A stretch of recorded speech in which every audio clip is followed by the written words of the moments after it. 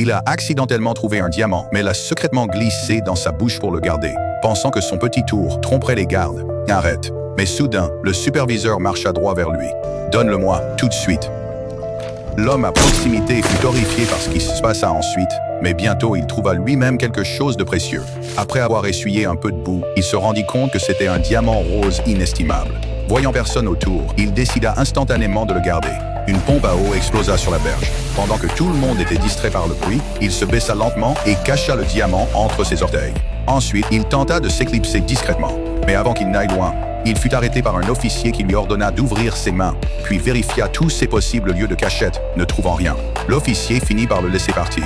Dès qu'il fut éloigné de l'officier, il s'accroupit rapidement, prétendant utiliser les toilettes. Il sortit le diamant et l'admira calmement, puis déchira un morceau de son pantalon, enveloppa soigneusement le diamant et commença à creuser un petit trou pour le cacher.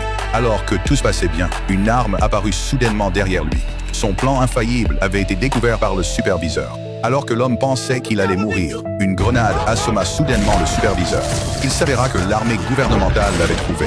Voyant le superviseur toujours inconscient, l'homme s'éloigna rapidement avec le diamant, puis le enterra dans un endroit boueux à proximité. Juste après qu'il eut fini de le cacher, les soldats gouvernementaux arrivèrent. Bien qu'il ait désespérément expliqué qu'il n'était pas un rebelle, ils l'ont quand même capturé comme tel. Avant même qu'il ne s'habitue à son environnement, une voix familière l'appela. C'était le superviseur qui avait survécu à l'explosion. Le superviseur exigea immédiatement l'emplacement du diamant, mais il était trop effrayé pour parler. « Hé, mes frères, je donnerai 1000 $ à l'homme qui fera sortir le diamant de ce salaud. » Pour prouver son innocence, l'homme déchira sa chemise de colère, disant à tout le monde que ce sont les rebelles qui les ont rendus sans abri. Finalement, ses compagnons de cellule le crurent. Voyant qu'il avait perdu le contrôle, le superviseur jura bruyamment pour empêcher le conflit de s'aggraver. Les soldats traînèrent le superviseur, mais à ce moment-là, un homme blanc dans la cellule opposée le fixait intensément. Peut-être était-il le seul à connaître la vérité.